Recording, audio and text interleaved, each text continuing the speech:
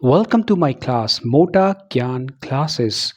And today I'm here because the last day I promise you I'll teach you here sixth form of the verb.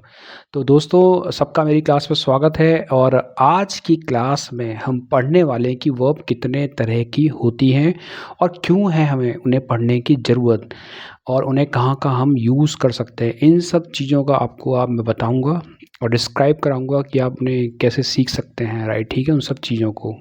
आज मैं यहाँ इसलिए हूँ कि last day मैंने आपको बताया था कि वर्ब की 6 फॉर्म होती हैं।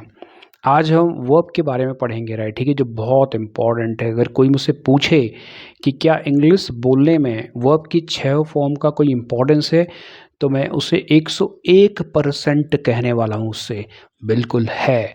अगर आपको 6 तरह की वर्ब पता नहीं है, तो मैं आपको गारंटी दे रहा हूँ कि प्रॉब्लम आने वाली है। बेसिक क्लासों में तो इतना फ़र्क नहीं पड़ेगा, जब आप इंग्लिश सीख जाएँगे और जब आपको बहुत ज़्यादा वोकैब्युलरी, कई बार क्या होता है ना, हम वोकैब्युलरी को अपने मन से बनाते हैं। ज़रूरी नहीं है कि हमको वैसे के वैसा याद किया, उसे वैसे के वैसे यूज़ कर लें। कई बार हमको वोकैब को बनाना पड़ेगा, सिचुएशन के हिसाब से उसे यूज़ करना पड़ेगा। इसी को बोलते हैं प्रॉपर इंग्लिश, जो कि सेंस से बोली जाती है। इसमें कोई ज़्यादा रटने की ज़रूरत नहीं है, सेंस तो लगाना ही पड़ेगा। English is learn by the sense and spoken also sense. तो बात करते हैं कि वर्ब हमें क्यों चाहिए, क्या क्या उनकी ज़रूरत है और कैसे किन-किन जगहों पे उनको यूज़ करें। और कल की क्लासेस से हम छोटे-छोटे वर्ब जो कि आपके दिनचर्या में काम आते हैं। और इंग्लिश को कभी भी बुकिश ना बनाएँ। अगर आप लिटरेचर पढ़ रहे हैं, 10th, 12th के पढ़ रहे हैं, तब तो ठीक है, आप इंग्लिश को बुकिश बनाएँ, नंबर प्राप्त करें, ऑब्टेन करें some marks in school and college. लेकिन अगर आप इंग्लिश को प्रैक्टिकल लाना चाहते हैं और आपकी दिनचर्या में शामिल करना चाहते हैं, कॉलेज में यूज़ करना चाहते हैं बोलते समय, तब आपको इंग्लिश को प्रैक्टिकल बनाना पड़ेगा। अब प्रैक्टिकल बनेगी कैसे? तो मैं बताऊँगा कैसे प्रैक्टिकल बनेगी। हम शुरुआत ही प्रैक्टिकल से करेंगे। हम जो भी स्टार्टिंग के 200-300 मीनिंग याद करेंगे, वो हमारे आस-पास के अराउंड होंगे, जिन्हें हम सब्ज़ी की दुकान पे जाके बोल सकते हैं, जिन्हें हम बाहर दूध वाले के साथ कर सकते हैं। हम दिन भर में जितने भी काम करते हैं, वो सब मीनिंग मैं धीरे-धीरे करके आपको बताऊँगा। लेकिन आज की क्लास यहाँ शुरू करते हैं, राइट? ठीक है? तो क्वेश्चन था कि वर्ब कितने तरह के होते हैं। तो बच्चों, वर्ब टोटल 6 तरह के होते हैं। मैंने 6 यहाँ पे लिख दिए। वन बाय वन मैं आपको एक्सप्लेन करूँगा और आपको बताऊँगा कि इनका क्या मतलब है, राइट? ठीक है? और मैं आपसे दोबारा से कह रहा हूँ कि बिना वर्ब को जाने आप अच्छी इंग्लिश नहीं बोल सकते हैं, राइट? ठीक है?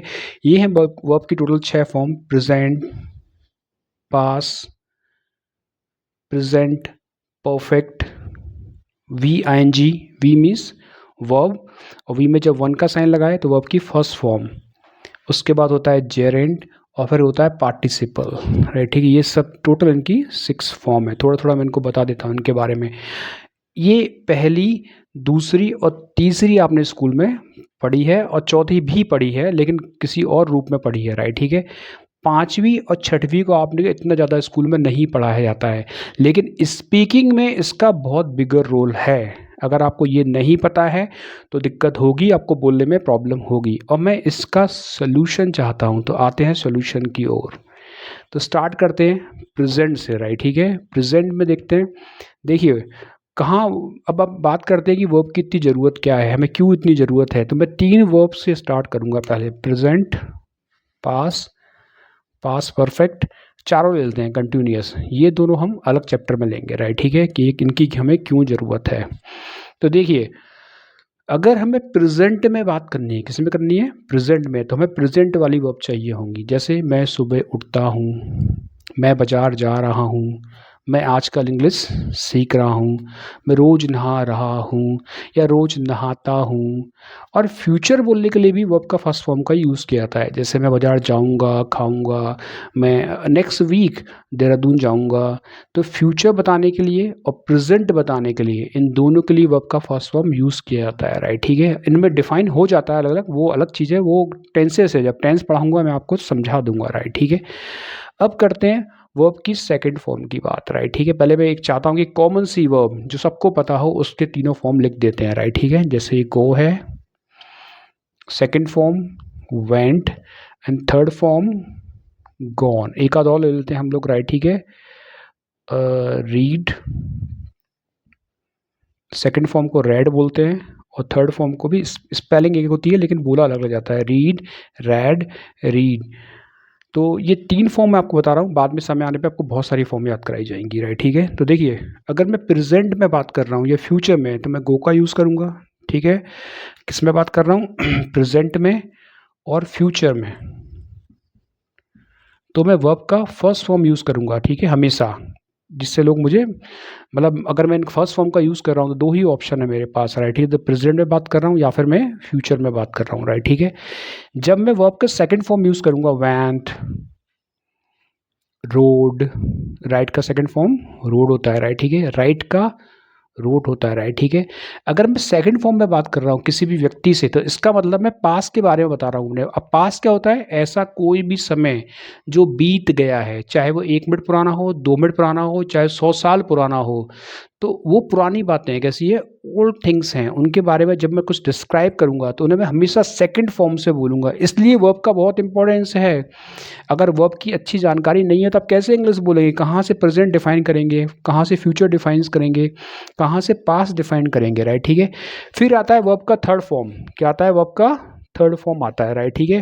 भाई बहुत कन्फ्यूजिंग है, कई बच्चों को बहुत कंफ्यूज करता है कि, क्योंकि इन दोनों में, सेकंड फॉर्म और थर्ड फॉर्म दोनों में काम पूरे हो जाते हैं, यानी जो भी काम चल रहे हैं वो रुक जाते हैं, आगे बढ़ते नहीं है, राइट, ठीक है। तो भाई जो थर्ड फॉर्म है वो हमेशा ये बताएगा कि काम अभी हाल में ही ख़त्म हुआ है, रिसेंटली, बहुत ज़्यादा पुराना नहीं है, अभी हाल में ही मैंने चाय पी ली है, अभी हाल में ही मैंने बिजली का बिल जमा कर दिया है। तो रिसेंट की चीज़ें बताएगा। कौन सा बताएगा? रिसेंट की चीज़ें। किससे बताएगा? वी थर्ड से बताएगा, राइट, ठीक है। अगर मैं गॉन बोल रहा हूँ साथ में हैव लगा के, राइट, ठीक है, तो इसका मतलब मैं अभी अभी बाजार गया हूँ, राइट, ठीक है, अभी बाजार पहुँचा हूँ, राइट, ठीक है। अब बात करते हैं V4 की। किसकी बात करते हैं? V4, राइट, ठीक, यानी कि V प्लस ING। भाई V प्लस ING क्या होता है, राइट, ठीक है।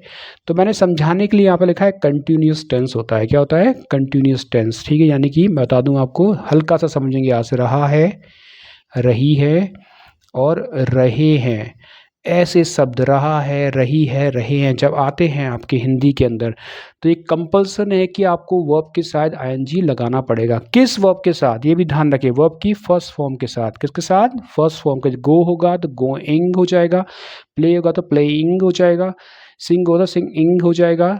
या अब इस तरह से आप इनको ING लगाएंगे, और जैसे ही आप ING लगाएंगे, जैसे इस रेनिंग यानी बरसात हो रही है, काम चल रहा है, राइट, ठीक है। जैसे ही आप ING लगाएंगे तो लोगों को मालूम चल जाएगा काम अभी फिलहाल चल रहा है, वो खत्म नहीं हुआ। खत्म होगा तो आप वी का थर्ड फॉर्म लगाएंगे। क्या लगाएंगे? वी का थर्ड फॉर्म, यानी कि प्रेजेंट परफेक्ट में जाएंगे, राइट, ठीक है। अभी काम चल रहा है, तो ये ING बताता है। कौन बताता है? ING आपको बताएगा। इसीलिए ही हमको वर्ब की जरूरत, जो मैं स्टार्टिंग में क्वेश्चन था कि क्यों हमें वर्ब की जरूरत पड़ती है, तो ये इसीलिए था कि आप बता सके कि आप प्रेजेंट में बात कर रहे हैं या पास्ट में बात कर रहे हैं या फिर आप फ्यूचर में बात कर रहे हैं।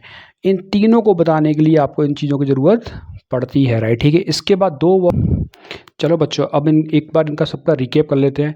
और मैं आपको फिर बता रहा हूँ, जब इंग्लिश आपको बोलना है तो आपको ट्रांसलेशन नहीं करना है, एक दूसरी लैंग्वेज दिमाग में नहीं लानी है, एक से दूसरी लैंग्वेज में कन्वर्ट नहीं करना है। अच्छा, ट्रांसलेशन होता क्या है? एक लैंग्वेज की सहायता से दूसरी लैंग्वेज बोलना, जो कि असंभव काम है। इसमें 2-2, 3-3, 10-10 साल तक इंग्लिश बोलना नहीं आ पाता है, जो कि हमारे स्कूल्स में होता है, राइट, ठीक है। हम यहाँ इंग्लिश सीखेंगे विदाउट ट्रांसलेशन की, जो हल्की सी आज झलक मैं आपको दूंगा, राइट, ठीक है। मैंने यहाँ पे चारों फॉर्म लिखे हैं वर्ब के, एक बार इन्हें प्रैक्टिस करते हैं। जैसे play, played, played and playing, write, rode, written, writing, ride, rode, ridden, riding, drive, drove, driven, driving। देखिए, अगर कोई व्यक्ति आपसे प्ले बोल रहा है, क्या बोल रहा है? ही स्पीकिंग प्ले, इसका मतलब है या तो प्रेजेंट के बारे में बात करेगा या फिर वो फ्यूचर के बारे में बात करेगा। इतना आसान है इसको समझना, राइट, ठीक है। अगर कोई व्यक्ति प्लेड बोल रहा है, ईडी क्या यूज़ कर रहा है? ईडी लगा रहा है, राइट, ठीक है। तो इसका मतलब है कोई भी ऐसे काम की बात कर रहा है जो ऑलरेडी थोड़ा सा पुराना है। कैसा है? पुराना है, उसके बारे में बात कर रहा है, राइट, ठीक है। अब वी थर्ड यानी वर्ब का थर्ड फॉर्म देखिए, उसमें भी प्लेड आता है। तो कई जो वर्ब होती हैं एक जैसी होती हैं, राइट, ठीक है, उसमें हम कुछ कर नहीं सकते हैं। लेकिन इसके साथ हैव लग के आएगा, हैव प्लेड, हैव प्लेड। इसका मतलब वो बता रहा है उसने अभी अभी कुछ खेला है, अभी भी कुछ खेल के वो आया है। अगर कोई आदमी आईएनजी लगा के बात कर रहा है तो कन्फर्म सी बात है काम चल रहा है, वही क्रिकेट खेल रहा है। बस ऐसे ही इंग्लिश बोली जाती है। अगर आप इस बात को समझ जाएंगे तो ट्रांसलेशन धीरे धीरे आपका ख़त्म हो जाएगा, बट टाइम लगेगा 2 से ढाई महीने, पर ये ख़त्म हो जाएगा ट्रांसलेशन पूरी तरीके से, राइट, ठीक है। जैसे कि राइट है, रोट है, रिटन है और राइटिंग है। तो देखिए, अगर आप कुछ लिखते हैं इस समय तो राइट बोलेंगे, अगर आपने लिख लिया है तो रोड बोलेंगे, अभी हाल में लिखा है तो रिटन बोलेंगे, अगर आप अभी भी लिख रहे हैं तो राइटिंग बोलेंगे। क्या बोलेंगे? राइटिंग बोलेंगे। इधर दोबारा देखिए, ये है राइड। राइड माने होता है बाइक चलाना, कोई भी वाहन चलाने को राइड बोल सकते हैं। वैसे इसमें 3 पहिया 4 पहिया अलग अलग होते हैं, फिलहाल तो उस पर डिस्कस नहीं करते हैं। राइड माने आप चलाते हैं, रोड यानी आपने चलाया था, रिडन माने अभी अभी हाल में चला के आए हैं आप, और राइडिंग इसका मतलब अभी भी आप चला ही रहे हैं उसको, राइट, ठीक, बंद नहीं किया आपने। जैसे लोग ड्राइव, ड्राइव मतलब आप चलाते हैं, ड्रोव माने आपने चलाया था, ड्रिवन माने आपने अभी अभी चलाया है, और ड्राइविंग माने आपका चलाने का काम अभी भी चल रहा है। बस इतनी इंपॉर्टेंस है इन V4 की, राइट, ठीक है। V1, V2, V3 and V4, या फिर action 1, action 2, action 3 and action 4, जिस भी नाम से। और मैंने आपको पिछली क्लास में बताया था कि वर्ब का मतलब क्या होता है? काम होता है। ऐसे काम जो आप करते हैं रोज अपनी ज़िंदगी में, उन्हीं को वर्ब बोलते हैं, राइट, ठीक है। अब वर्ब की 4 फॉर्म होने के बाद मेरा जो नेक्स्ट टॉपिक है वो है खतरनाक टॉपिक बच्चों, जो है पार्टिसिपल। क्या है? पार्टिसिपल, राइट, ठीक है। भाई ये भी जो पार्टिसिपल, बस क्योंकि इंग्लिश में इसका यूज़ है, वरना मैं आपको बिल्कुल भी नहीं पढ़ा था। वैसे तो ये कॉम्पिटिटिव एग्जाम में ज़्यादा अच्छा काम आता है, वहाँ पे नंबर गेन करता है, लेकिन चूंकि स्पीकिंग में भी थोड़ा सा इसका रोल है तो मैं ज़्यादा नहीं पढ़ाऊँगा, शॉर्ट में आपको पढ़ाता हूँ, राइट, ठीक है। पहली बात, इसे पढ़ने की ज़रूरत क्या है वो हमें पता होना चाहिए कि इंग्लिश बोलते समय ज़रूरत क्या है, ये हमें मालूम होना चाहिए, राइट, ठीक है। तो ये होते क्या हैं? पार्टिसिपल या तो रनिंग वर्ब की तरह काम करते हैं, या फिर ये एडजेक्टिव होते हैं, राइट, ठीक है। तो रनिंग वर्ब क्या होती हैं? गोइंग, प्लेइंग, सिंगिंग, इस तरह से, जिसमें आईएनजी लगाओ। क्या लगाओ? आईएनजी इसमें इंक्लूड हो, जैसे मैंने यहाँ पे लिखा है V plus ING, going, playing, singing, dancing, इस तरह की फॉर्म में होना चाहिए, राइट, ठीक है, वर्ब। तब इसे हम पार्टिसिपल में यूज़ कर सकते हैं। या फिर ये किस फॉर्म में होना चाहिए? या फिर होना चाहिए एडजेक्टिव फॉर्म में, राइट, ठीक है। एडजेक्टिव क्या होते हैं पहले मेरे को सुन लो ये बात को, राइट, ठीक है। अगर मैं शुद्ध और गवारों वाली भाषा में बात करूँ तो या तो हम किसी की तारीफ करते हैं उस एडजेक्टिव के अंदर, या बुराई करते हैं, राइट, ठीक है। यानी ये किसी भी एक नाउन की विशेषता बताते हैं। नाउन माने किसी भी नाम, लड़का, लड़की, जो भी चीज़, कोई भी एक नाम की विशेषता बताते हैं, राइट, ठीक है। जैसे एक सिंपल सा एग्जाम्पल ले लेते हैं, एक लड़का, ये तो हम दिन रात बोलते हैं, अच्छा लड़का, बुरा लड़का, लंबा लड़का, गोरी लड़की, काली लड़की, सांवली लड़की, इस तरह से, अच्छी लड़की, मोटा लड़का। तो उस लड़के की वो तारीफ वाले वर्ड हैं सारे के सारे, छोटा, मोटा, बड़ा, छोटा, इन्हीं को हम एडजेक्टिव बोलते हैं। ज़्यादा हमको नहीं पढ़ना है, ग्रामेटिकल हमको नहीं जाना है, राइट, ठीक है। तो या तो हम पार्टिसिपेंट को एडजेक्टिव की तरह यूज़ कर सकते हैं, यानी कि विशेषता बताने के लिए यूज़ कर सकते हैं, या फिर उनको रनिंग वर्ब के रूप में यूज़ कर सकते हैं। पहली बात, ये होते क्या हैं, ये बनते कैसे हैं?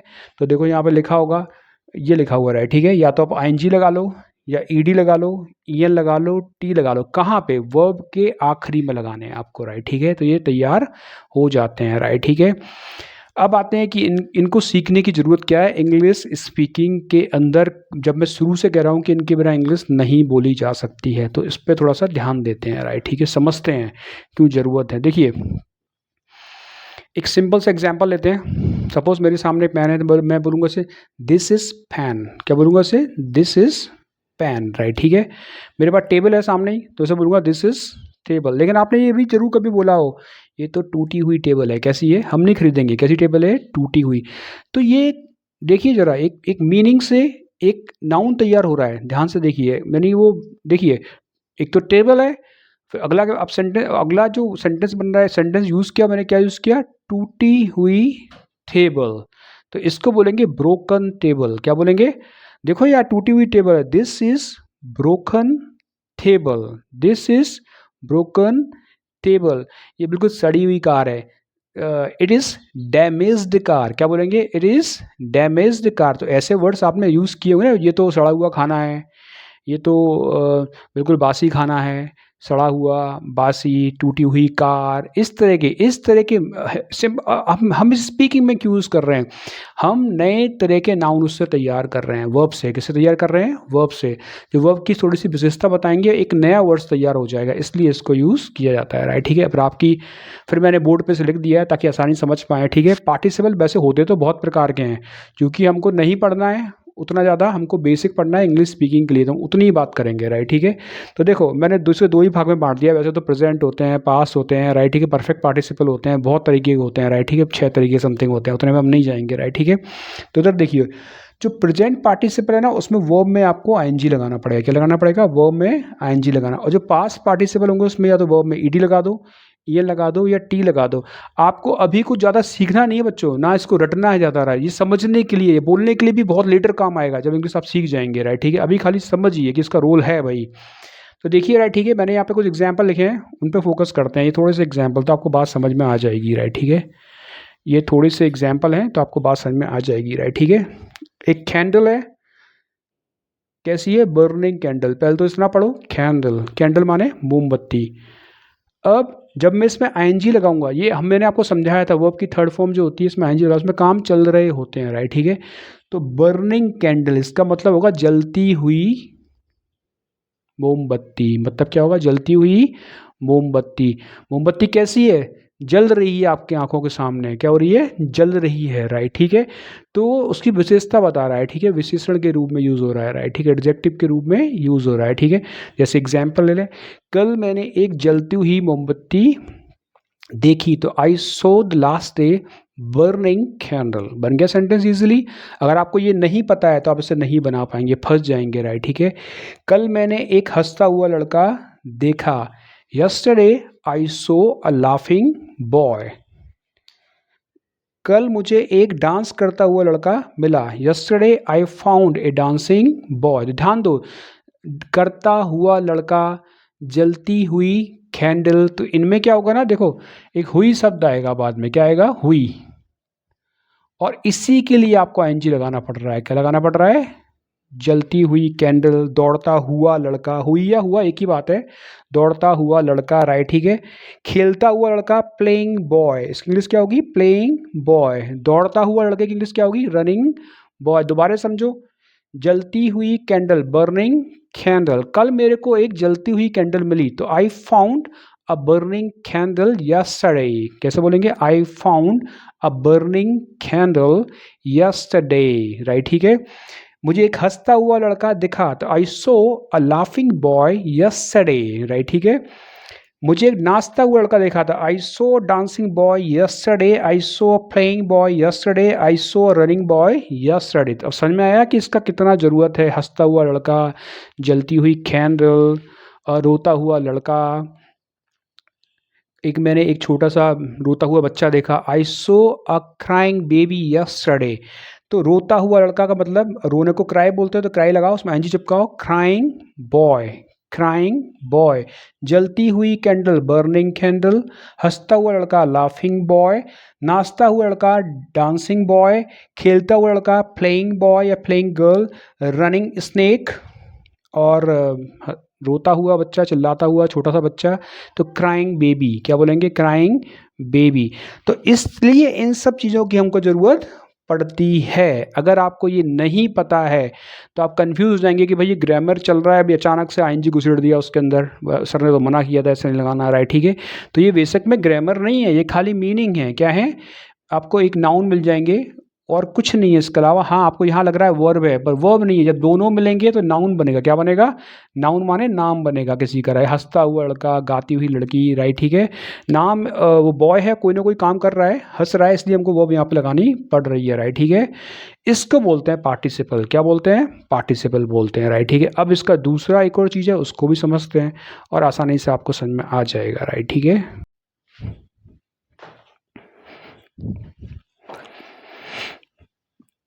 चलो बच्चों, अगला जो अपना नेक्स्ट टॉपिक है वो है पार्टिसिपल, राइट। ठीक है, क्यों ये इंपॉर्टेंट है इस पर चर्चा करेंगे। ठीक है, पहली बात कि पार्टिसिपल होते क्या हैं, राइट। ठीक है, पार्टिसिपल में हम वर्ब को वर्ब की तरह यूज़ कर सकते हैं और एडजेक्टिव की तरह भी यूज़ कर सकते हैं। मैं एडजेक्टिव की तरह ज़्यादा यूज़ करने वाला हूँ।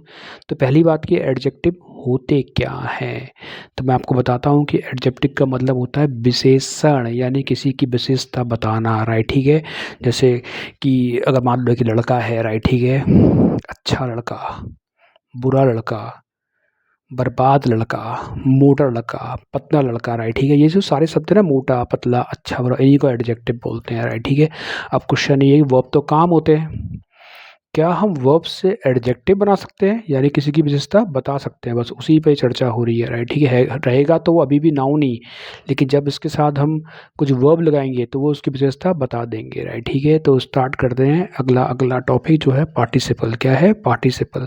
आपने प्रेजेंट पार्टिसिपल पढ़ा, तो मैंने बताया कि आप आईएनजी लगाइए, राइट। ठीक है, जलती हुई मोमबत्ती, यानी कि बर्निंग कैंडल। अब आते हैं जली हुई मोमबत्ती, राइट। ठीक है, तो मैंने यहाँ पे कुछ एग्जांपल लिखे हैं समझाने के लिए। अच्छा, ये बनते कैसे हैं? तो ये बनते हैं V3 से, यानी वर्ब की थर्ड फॉर्म लगा के बनते हैं, राइट। ठीक है, इसके लिए आपको लास्ट में ईडी लगाना होता है, वर्ब के साथ ईएल लगाना होता है, और या फिर टी लगाना होता है, राइट। ठीक है, अब कैसे तय करते हैं कहाँ पे क्या आएगा, वो टॉपिक फिलहाल अभी नहीं है, क्योंकि हम ग्रामर नहीं पढ़ रहे हैं अभी, राइट। ठीक है, अभी हम सिंपल सिंपल वर्ब पढ़ रहे हैं, राइट। ठीक है, ज़्यादा बड़ी चीज़ नहीं पढ़ रहे हैं। वैसे तो मेरे हिसाब से बड़ी चीज़ है, लेकिन आपकी मर्जी है, जैसे भी समझें, पर इंपॉर्टेंट है ये, राइट। ठीक है, इंपॉर्टेंट नहीं होता बच्चों तो मैं आपको नहीं पढ़ाता। वैसे अगर कोई मुझसे पूछे पार्टिसिपल कितने तरीके होते हैं, भैया बहुत तरीके के होते हैं, वो है कॉम्पिटिटिव क्लास के अंदर। स्पीकिंग में हमको वही पढ़ना है जो हमारे बोलने में काम आएगा, तो दो ही पढ़ा रहा हूँ मैं आपको। वैसे तो प्रेजेंट होता है, पास्ट होता है, परफेक्ट होता है, प्रेजेंट कंटिन्यूस होता है, बहुत तरह के पार्टिसिपल होते हैं, उस पर हम नहीं जाएंगे, राइट। ठीक है, अभी हम केवल यहीं पे दो ही पढ़ने वाले हैं, राइट। ठीक है, देखें क्या पढ़ेंगे, राइट। ठीक है, कभी आपने इस तरह के वर्ड हिंदी में यूज़ किए हैं, बिगड़ा हुआ लड़का, यू मुझे पता है कि आपने ज़रूर यूज़ किए होंगे। सड़ी हुई सब्जी, राइट। ठीक है, ये वर्ड आपने कभी यूज़ किए कि नहीं किए? सड़ी हुई सब्जी, फटा हुआ दूध, दूध है पर कैसा है, फटा हुआ है, उसकी विशेषता बता रहे हैं, राइट। ठीक है, सड़ी हुई सब्जी, खराब कार। जैसे मैं एग्जांपल दूँ, एक लड़का है जो किसी लड़की को पीछे पड़ा है, राइट। ठीक है, तो वो लड़का रोज़ शाम को उसकी कार के लेके अपने घर के साथ, लड़की बहुत अच्छी है, तो साफ साफ उसे मुंह पे कहती है, इस सड़ी हुई कार में मैं नहीं बैठूंगी। कैसी कार है? हस्बैंड वाइफ में भी होता है, स्कूटर बार बार बंद हो जाता है, गाड़ी बंद बंद हो जाती है, तो जो वाइफ का जो सर दर्द होता है, हेडेक, वो बोलती है, क्यों खरीदी सड़ी हुई कार यार, क्यों खरीदी सड़ी हुई बाइक यार, मैं इस पर नहीं बैठूंगी, राइट। ठीक है, तो ये सड़ी हुई कार, सड़ी हुई सब्जी, जली हुई मोमबत्ती, टूटी टेबल, इस तरह के सेंटेंस कैसे बनाए जाए, राइट। ठीक है, इन दोनों में डिफरेंस भी करना आपको आना चाहिए, राइट। ठीक है, एक्चुअल में जो पहले वाला हिस्सा था उसमें अभी वो टूटी, पूरी तरह टूटी नहीं है, वो प्रोसेस चल रहा है, जैसे जलती हुई मोमबत्ती।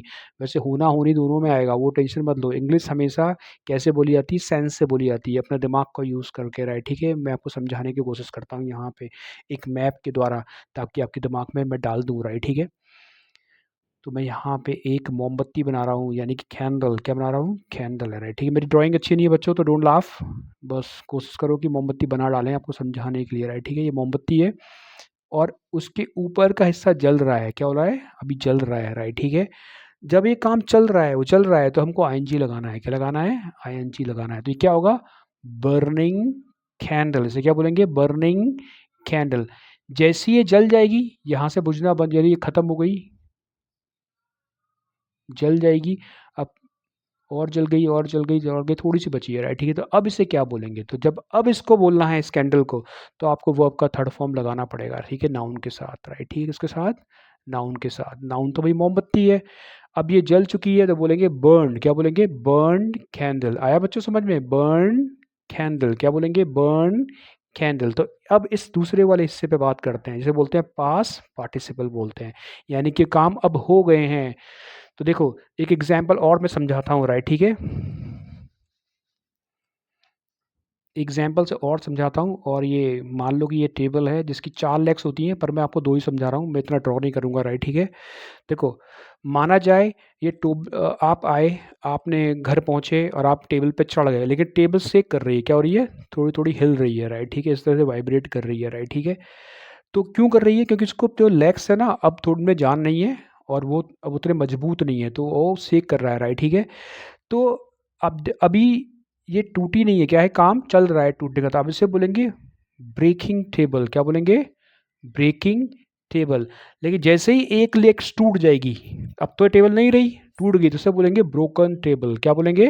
ब्रोकन टेबल बोलेंगे। अभी क्लियर? काम चल रहा है, यानी मैंने ये टूटती हुई टेबल देखी, तो ब्रेकिंग टेबल, और टेबल टूट गई तो उसे क्या बोलेंगे? Broken table. क्या बोलेंगे? ब्रोकन टेबल बोलेंगे, राइट, ठीक है। मेरे पास थोड़े से एग्जाम्पल हैं, वो लेते हैं, राइट, ठीक है। हिंदी से इंग्लिश करेंगे हम लोग। अभी हमको सेंटेंस नहीं बनाने हैं, खाली मीनिंग बनाना सीखना है, राइट, ठीक है। जलती हुई कैंडल, बर्न का थर्ड फॉर्म बर्न्ड, क्या हो जाएगा? Burned candle. अगला है मेरे पास जला हुआ पन्ना मिला मुझे, ठीक है, तो बर्न्ड पेज। क्या बोलेंगे? Burn page. मुझे एक जली हुई किताब मिली, तो क्या बोलेंगे?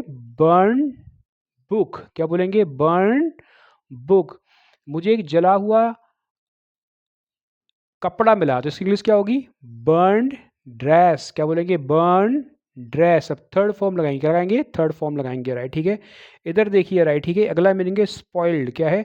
अच्छा, ये तो हमने बहुत बोला है, बिगड़ा हुआ लड़का है। कैसे बोलते हैं? बिगड़ा हुआ। अब लड़का बिगड़ ही गया है पक्का, राइट, ठीक है। इसे बोलेंगे स्पॉइल्ड ब्रेड। क्या बोलेंगे? Spoiled bread. स्पॉइल्ड ब्रेड, ठीक है। मुझे एक अब थोड़ा आप भी कोशिश कीजिए बनाने की, यानी मुझे एक टूटा हुआ ग्लास मिला, तो ब्रेक होता है टूटा हुआ, टूटा, ब्रेक माने तोड़ना होता है, और टूटे हुए को बोलेंगे ब्रोकन। क्या बोलेंगे? थर्ड फॉर्म लगाइए, ब्रोकन ग्लास। मुझे एक टूटा हुआ कप मिला, तो क्या बनेगी इंग्लिश? Broken cup. मुझे टूटा हुआ एक खिलौना मिला, तो क्या बोलेंगे? Broken toy. क्या बोलेंगे?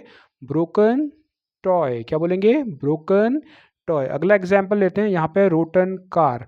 रोटन कार, वैसे कार कभी सड़ती नहीं है, बस लड़की ने उसको सेंस में बोला है, सड़ी हुई कार, राइट, ठीक है। तो हो जाएगा रोटन कार, यानी सड़ी हुई कार, रोटन कार। ये सब्जी कैसी हुई है? सड़ी हुई सब्जियां हैं, तो क्या बोलेंगे? Rotten vegetable. क्या बोलेंगे? Rotten vegetable. ये भी शब्द आपने बहुत बोला होगा, ये फटा हुआ दूध है, फटा हुआ क्या बोलते हैं? वैसे कर्ड माने दही होता है, उससे ही मीनिंग बनता है कडल्ड मिल्क। क्या बोलेंगे? Cuddle milk. क्या बोलेंगे? Cuddle milk. फिर वही मीनिंग आ गया, रोटन वेजिटेबल मतलब सड़ी हुई सब्जी। टूटी हुई टेबल मतलब ब्रोकन टेबल। Broken table. टूटा हुआ दिल है मेरा यार, तो ब्रोकन हार्ट। क्या बोलेंगे? Broken heart. इसके बाद आते हैं, राइट, ठीक है। अंडे कैसे हैं? उबले हुए। उबले हुए अंडे क्या बोलेंगे? Boiled egg. उबला हुआ दूध तो बॉइल्ड मिल्क। और खाली दूध को क्या बोलेंगे आप? मिल्क बोलेंगे, लेकिन उबले हुए दूध को क्या बोलेंगे? Boiled milk. Boiled milk. दोबारा समझो एक बार इसको। जली हुई कैंडल तो बर्न कैंडल। जला हुआ दरवाजा तो बर्न्ड डोर। जली हुई टेबल तो बर्न्ड टेबल। फटा हुआ पेज तो ट्रोन पेज। फटी हुई किताब। बिगड़ी हुई लड़की की इंग्लिश क्या होगी, अब आप बताइए?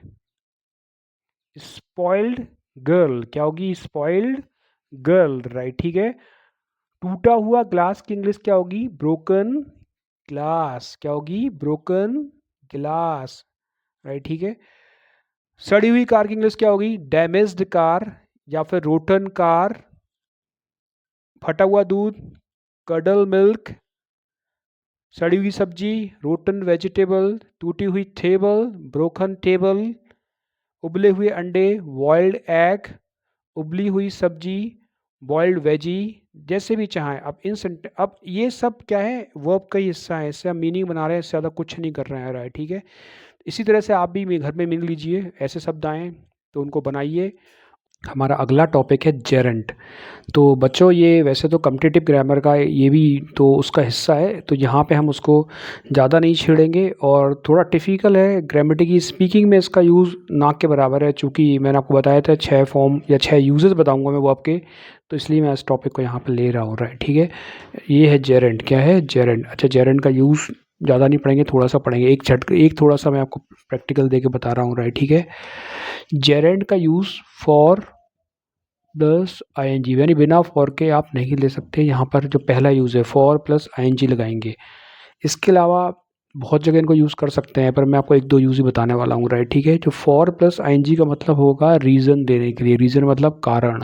क्या देने के लिए? कारण देने के। जब भी आपको कोई कारण दे रहा है तो आप फॉर प्लस आईएनजी लगा सकते हैं, राइट। ठीक है, जैसे किसी ने आपसे पूछा कि आप बाजार क्यों गई, तो आप कहेंगे सब्जी खरीदने के लिए। क्या बोलेंगे? सब्जी खरीदने के लिए, राइट। ठीक है, आप आपने इंग्लिश स्पीकिंग ज्वाइन क्यों की? इंग्लिश बोलने के लिए। तो हम एक कारण बता रहे हैं। क्या बता रहे हैं? कारण।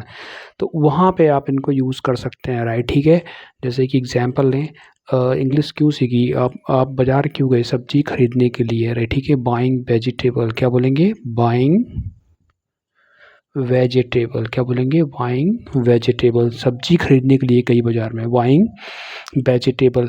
इसके अलावा भी ढेर सारे इसके यूज़ हैं बहुत, जैसे कि पर्पस बताने के लिए। कुछ ऐसी ग्रामर होती है जैसे कि used to, I am used to taking cigarette, मुझे सिगरेट पीने का आदी हूँ।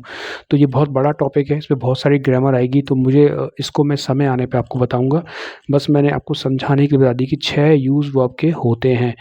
तो ये टोटल मिला के 6 यूज़ क्या हो गए? 6 यूज़ हो गए। आप सुबह जल्दी क्यों उठते हैं? हेल्थ को इम्प्रूव करने के लिए, फॉर इम्प्रूविंग हेल्थ, राइट। ठीक है, आप सुबह जल्दी क्यों नहाते हैं? मॉर्निंग वॉक पे जाने के लिए, for going to morning walk. आप पैसे क्यों कमाते हैं?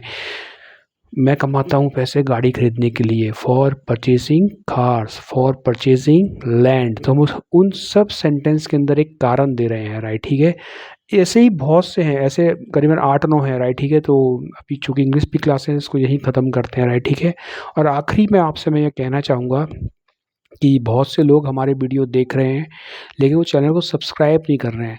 अगर आप चैनल को सब्सक्राइब नहीं करेंगे तो हम जैसे लोग जो बिना कोई पैसे के पढ़ा रहे हैं, फ्री ऑफ कॉस्ट पढ़ा रहे हैं, वो मोटिवेट नहीं होंगे, डीमोटिवेट हो जाएंगे। तो मैं आपसे रिक्वेस्ट करना चाहता हूँ, जो लोग भी मेरी वीडियोस देख रहे हैं तो चैनल को ज़रूर सब्सक्राइब करें। आपके अगल बगल के लोगों को बताइए, क्योंकि ये क्लासेस केवल इंग्लिश स्पीकिंग के लिए नहीं होंगी। ये क्लासेस रेलवे, बैंक, एसएससी, जितनी भी तरह की कॉम्पिटिटिव एग्ज़ाम भारत में होते हैं उन सब की क्लासेस पे धीरे धीरे करके आएंगी। तो प्लीज़ मुझे मोटिवेट कीजिए। मेरे चैनल का नाम है मोटा ज्ञान क्लासेस। अभी यूट्यूब पे जाइए, सर्च कीजिए मोटा ज्ञान क्लासेस और चैनल को सब्सक्राइब कीजिए। Have a nice day everybody.